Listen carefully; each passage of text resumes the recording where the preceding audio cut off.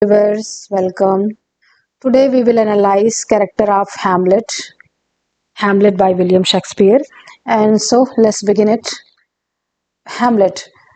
Hamlet is Prince of Denmark, the title character, and the protagonist. He is protagonist of this drama, and he is about 30 years old at the start of play. His age is 30, and Hamlet is son of Queen Gertrude and late King Hamlet. And he is a nephew of present King Claudius. Hamlet is melancholy, he is very sad, and he is bitter and cynical, full of hatred for his uncle's scheming and disgust for his mother's sexuality. So at the present moment, he was studying in that Wittenberg University, and he came to Denmark, and he's very sad because his father is dead, and his mother has hastily married his her own brother-in-law.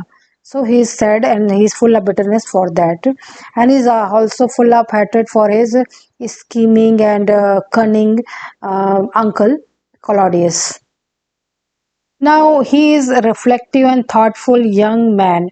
Hamlet is full of reflection. He always reflect. He always ponder, and he's thinking all the time about his father, his late father Hamlet, and he has studied at the University of Wittenberg, Germany.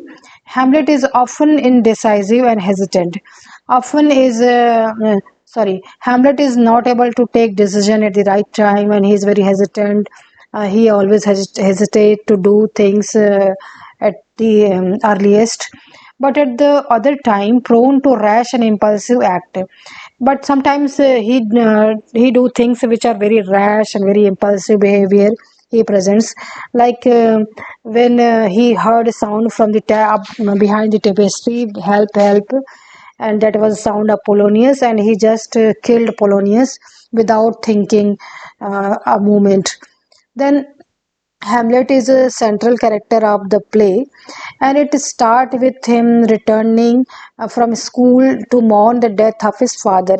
So earlier he was studying in the University of Wittenberg, Germany, and because his father was dead, it was said that his father died out of snake bite. So he has come to Denmark to attend the funeral of his father. He is troubled by his mother's Gertrude marriage to his uncle, and at the same time he's troubled for the about that marriage and Claudius 2 months after the funeral. So his mother and his uncle has married after 2 months of funeral of his father, so he's worried about that. You can see the pictures, that Gertrude and Claudius. Hamlet meets the ghost of his father, who claims that his brother poisoned him in the ear.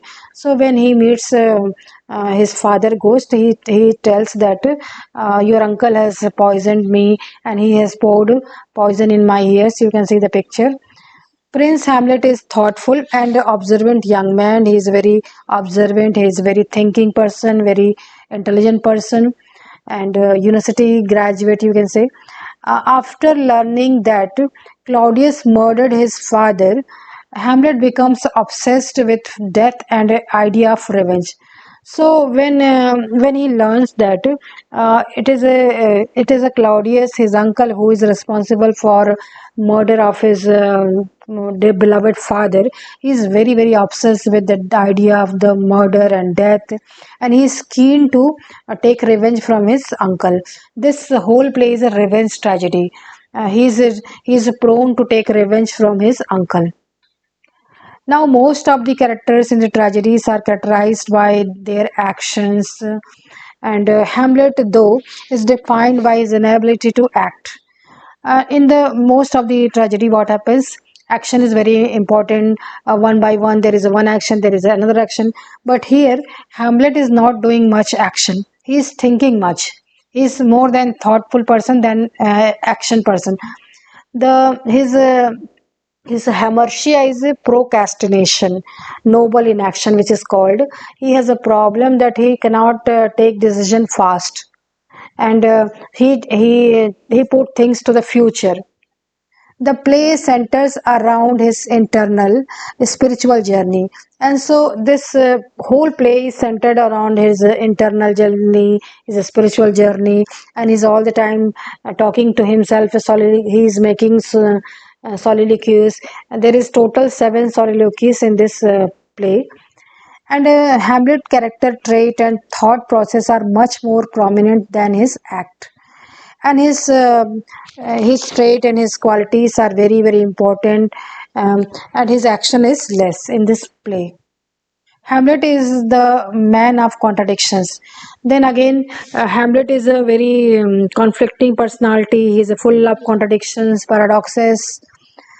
He's caring at the same time. He's caring, and he's reckless. He loves his mother, but shows aggression to her. So he is a loving son. He loves his father. He loves his mother, but he's very reckless also, and he scolds his mother. He misbehaves with his mother. He wants revenge but hesitate at the same time. So now he is prone to take revenge from his uncle, but at the same time he is hesitant to take revenge because first of all he want to verify that whether that a ghost is telling truth or not. Then when he get verified that Claudius is the killer, then he procrastinate the things because he found that his uncle was praying and he couldn't kill him because of that. Then, mourning the death of his father, Hamlet does not show any sorrow for his causing death to others. Now, Hamlet is mourning for his death. He is very sad about the death of his father. So, Hamlet is not showing any sign of sorrow for causing death to others. And being a tragic hero, Hamlet has a lot of negative traits. Um, he is a tragic hero, and so he has a lot of negative traits also. Negative qualities like hamartia, it is called in Aristotle tragedy, and this is called tragic flaw also. Is full of hate and indecisiveness and manipulativeness. So he is full of hate for his uncle, and he is very indecisive. He's not able to take decision at the right time, and he's manipulative also. He due to his misogyny, then he's a misogynist also. When he's hurt by his mother and hurt by Ophelia, because Ophelia has rejected his love, and he she has this, and she has joined hand with her father and Laertes to spy on Claudius, to spy on Hamlet. So he is disgusted with this idea, and his relationship with his mother and his beloved Ophelia becomes complicated because of that. So because of them, he is blaming the trialty name is women. Means he is blaming on whole womanhood. Here you can see the picture. Ophelia and Hamlet. Underneath a layer of cynicism, though, Hamlet has a very affectionate and tender soul. But though he is being cynical, he is being cynical all the time. But he is a very thoughtful person, and he is a very affectionate and loving person. He is a very tender soul.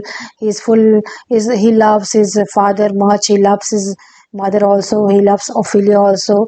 That we know at the time of Gravedigger scene, and his depression is covering his love, but he is obsessed with the murder of his father, and he's obsessed with taking revenge from Claudius. So his depression is covering all his love and affection for everybody. The demand for revenge destroys any possibility of happy life. But so he's demanding revenge from obsessed with revenge from that Claudius, and this thing is destroying his possibility of happiness in his life. He's not at all happy. He's all the time thinking about revenge, and any person who will think about the revenge all the time will not be happy. Hamlet feels trapped between his promise and his religious beliefs. Now Hamlet is Namely, Hamlet has promised his father's ghost that he will avenge his death, he will take revenge from his uncle.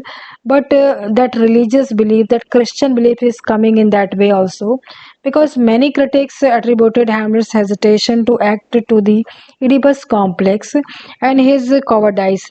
Many critics have said that there is theory of Oedipus complex, and because of that he is not able to take decision and kill Claudius at first. However, one should consider Hamlet's Christian beliefs.